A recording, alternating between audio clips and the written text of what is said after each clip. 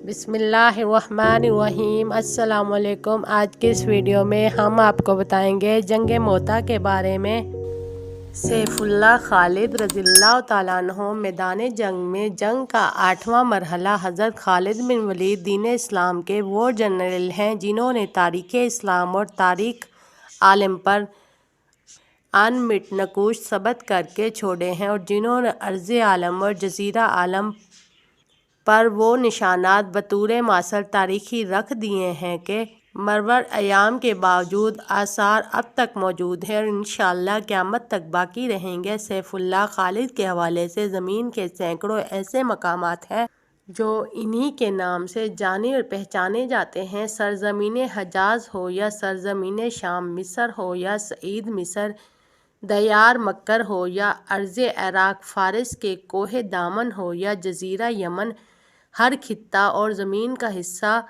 पुकार पुकार कर ये ऐलान कर रहा है कि हाँ, खालिद इस तरफ से फातहाना अंदाज से गुज़रे हैं और ये इनके कारनामे हैं। इस्लाम के शहज़ादे ने 100 से ज़्यादा जंगें इस्लाम की सरबुलंदी के लिए लड़ी हैं।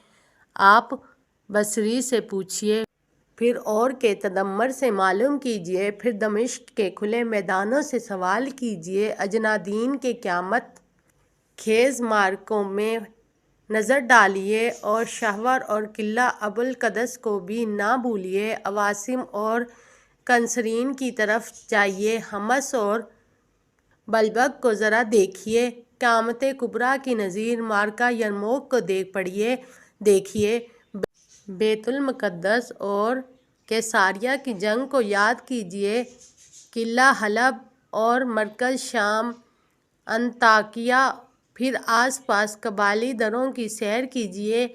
आपको ये मकामात बता देंगे कि हाँ, खालिद को हम जानते हैं जिनकी गर्जदार आवाज़ और क़यामत बर्पा करने वाले हमलों से अब तक हम लर्ज़ बरामदाम हैं।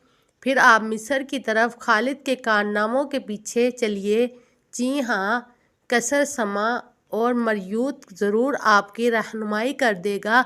कुछ देर के लिए आप अस्कंदरिया भी रखिए और दमियात भी ठहर जाइए। ये दोनों तारीखी शहर आपको खालिद की तारीख पढ़ा देंगे। तेंस और मर्ज रगबान से भी जल्दी ना जाइएगा।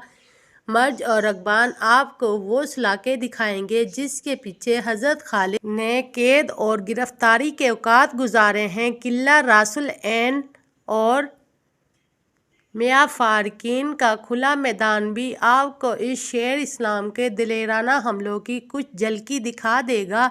किला आमद में हज़रत खालिद की आमद और जबल जोधी में इस मर्द मुजाहिद के मुजाहिदाना कारनामे आपसे पोशीदा नहीं रहेंगे।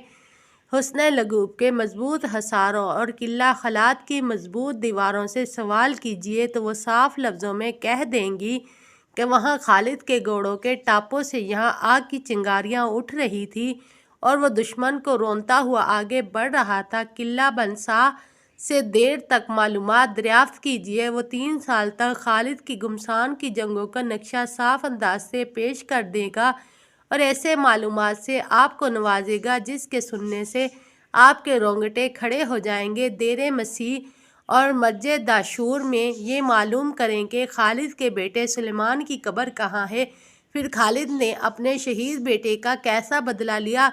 किला अहनाज, शहर अहरीत और बहर यूसफी से अगर मालूमात लोगे तो वो थोक के हिसाब से आपको खालिद की कुर्बानियों का तज़किरा देर तक कर देंगे। ज़रा इधर आइए और मार्का बता व ज़फ़र का नज़ारा कीजिए। खालिद खुदाई तूफ़ान बनकर मर्तदीन के ख़िलाफ़ कैसे आगे बढ़ रहे हैं। बनु तमीम, कबीला अबस, वज़ीबान, बनु फराज़ा, बनु असद से मालूम कीजिए तो वो खालिद अजीम जंगों की दास्तानें सुना देंगे। बनु हनीफ़ा, जंगे यमामा को ज़रूर पढ़िए, आपको वहाँ का हर दरो दीवार बता देगा कि हाँ, वो खालिद ही था जिसके तज़किरे और आँख नहीं, तारीख़ नहीं, ज़ुबानें नहीं, बल्कि दहशत बियाबां, सहरा और दरे पहाड़ और खुले मैदान अब तक कर रहे हैं कि वो शेर खुदा तो हर मौके पर मौत को तलाश करता था, लेकिन मौत इससे भागती थी। बिलहाकर जब चारपाई पर लेटे लेटे मौत आई तो फरमाने लगे, کہ میں نے 100 سے زیادہ جنگوں میں اس غرض سے حصہ لیا کہ میں شہید ہو جاؤں۔ میرے جسم میں ایک بالش جگہ ایسی نہیں جس پر تیر تلوار کا زخم نہ ہو، لیکن آج میں اپنی طبی موت پر مر رہا ہوں۔ یعنی خدا کرے بزدلوں کی ایک آنکھیں کھل جائیں۔ جب حضرت عبداللہ بن رواحہ شہید ہو گئے، جھنڈا آپ کے ہاتھ سے زمین پر گرا تو حضرت ثابت بن اکرم نے فوراً جھنڈا ہاتھ میں لے لیا، فرمایا اے مسلمانوں، حضور صلی اللہ علیہ وسلم کے ارشاد کے مطابق اب اپنا امیر الجیش خود مقرر کر لو۔ مسلمانوں نے جواب دیا کہ ہم سب اس پر راضی ہیں کہ آپ امارت آپ ہی سنبھال لیں اور جھنڈا آپ اپنے پاس رکھ لیں۔ آپ نے فرمایا کہ میں نے جھنڈا اپنے لیے نہیں اٹھایا ہے اور میں امیر بننے کے لیے مناسب نہیں ہوں۔ چنانچہ انہوں نے جھنڈا حضرت خالد پر پیش کیا کہ آپ امیر بن جائیں۔ حضرت خالد چونکہ اس وقت نو مسلم تھے، کیونکہ آپ صفر 9 ہجری میں اسلام لائے تھے اور غزوہ موتا میں 3 ماہ بعد یعنی جمادی الاول 8 ہجری میں شریک ہوئے تھے، اس لیے آپ نے معذرت کی اور فرمایا کہ آپ خود امیر بنیں، کیونکہ آپ قدیم الاسلام ہیں اور بدر اور اس کے علاوہ حضور صلی اللہ علیہ وسلم کے ساتھ غزوات میں شریک رہے ہیں۔ حضرت ثابت بن اکرم نے جب انکار کیا تو پھر سارے مسلمان اس پر راضی اور خوش ہو گئے کہ حضرت خالد امیر بن جائیں۔ چنانچہ خالد نے جھنڈا ہاتھ پہ لے لیا۔ حضور صلی اللہ علیہ وسلم نے مسجد نبوی میں منبر نبوی سے میدان جنگ کو دیکھ کے فرمایا زید نے جنگی جھنڈا اٹھا لیا تو وہ شہید ہو گئے، پھر جعفر نے اٹھا لیا وہ بھی شہید ہو گئے، پھر ابن رواحہ نے اٹھا لیا وہ بھی شہید ہو گئے۔ آپ کی دونوں آنکھوں سے آنسو بہہ رہے تھے۔ پھر آپ نے فرمایا کہ جھنڈا اللہ کی تلواروں میں سے ایک تلوار ہے، یعنی خالد نے اٹھا لیا تو اللہ تعالیٰ نے کفار پر ان کو فتح عطا کی۔ ایک روایت میں یہ الفاظ ہیں کہ مولا کریم خالد تیری تلواروں میں سے ایک تلوار ہے تو ان کی مدد فرمائے گا۔ ایک روایت میں ہے کہ جب خالد نے جھنڈا تھام لیا تو حضور صلی اللہ علیہ وسلم نے فرمایا اب گمسان کی جنگ میں تیزی اور گرمی آ گئی۔ حضرت خالد نے جھنڈا سنبھالا تو سب سے پہلے آپ نے جنگی نقشہ تبدیل کر دیا، میمنہ کو میسرہ اور میسرہ کو میمنہ کر دیا، مقدمۃ الجیش اور ساقہ میں تبدیلی کی۔ جب کفار نے دیکھا کہ ہر محاذ پر نئے لوگ آ گئے تو سمجھنے لگے مسلمانوں کو نئے کم پہنچ گئی، اس سے وہ گھبرا گئے اور بھاگ گئے۔ مسلمانوں نے حضرت خالد کی قیادت میں شدید جنگ لڑی، حتیٰ کہ رومیوں کو پیچھے ہٹنا پڑا۔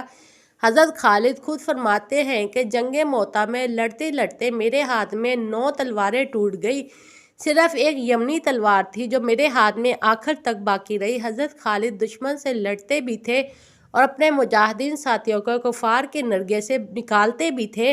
اگر یہ حکمت عملی آپ نہ اپناتے تو بہت خطرہ تھا کہ مجاہدین کی پوری جماعت یا شہید ہو جاتی یا گرفتار ہوتی۔ اس طرح حضرت خالد نے بچاؤ اور دفاع کی جنگ لڑ کر فتح حاصل کی۔ ادھر رومیوں نے بھی لڑتے لڑتے پیچھے ہٹنے کو ترجیح دی، البتہ ان کے بے انتہا لوگ مارے گئے اور وہ ناکام ہو کر واپس لوٹ گئے۔ علامہ عقدی کے مطابق رومیوں بڑا بھاری جانی نقصان اٹھایا اور بھاگ گئے۔ حضرت خالد اور مسلمانوں کو اسی دفاعی حکمت عملی کو دیکھ کر بعض مسلمانوں نے مدینہ منورہ میں مجاہدین کی اس جماعت کو بافرار یعنی اے بھاگنے والوں کا نام دیا، جس پر حضور صلی اللہ علیہ وسلم نے فرمایا یعنی یہ بھاگنے والے نہیں بلکہ بار بار حملہ کرنے والے ہیں۔ انشاءاللہ ایک روایت میں ہے کہ مجاہدین کے بعض افراد تو مدینے میں آ کر گھروں میں روپوش ہو کر بیٹھ گئے اور فرمانے لگے ہم تو بھاگنے والے بن گئے۔ حضور صلی اللہ علیہ وسلم نے فرمایا نہیں نہیں، بلکہ تم تو بار بار حملہ کرنے والوں میں سے ہو۔ بہرحال حضور صلی اللہ علیہ وسلم نے اس معرکے کے متعلق یہ فیصلہ فرمایا کہ اس پہ شکست نہیں بلکہ فتح حاصل ہوئی ہے اور اس کے مجاہدین بھاگنے والے نہیں بلکہ حملہ کرنے والے ہیں۔ فتح اللہ علیہم کے الفاظ سے ظاہر ہے کہ یہ فاتحانہ جنگ تھی، نہ کہ ہزیمت اٹھانے والی، لہٰذا ہر مسلمان کو چاہیے کہ اس کو عظیم فتح قرار دے۔ یہ تھا اس جنگ کا مختصر سا خاکہ اور یہ تھا حضرت خالد کا پہلا کارنامہ جو اسلام قبول کرنے کے بعد صرف 3 ماہ بعد پیش آیا۔ تو ہر مسلمان کو چاہیے وہ دین اسلام قبول کرنے کے بعد دین کا مجاہد بنے، نہ یہ کہ 60 سال تک بیٹھا رہے اور کہتا رہے کہ میں ابھی ایمان बनाने के मरहले में हूँ।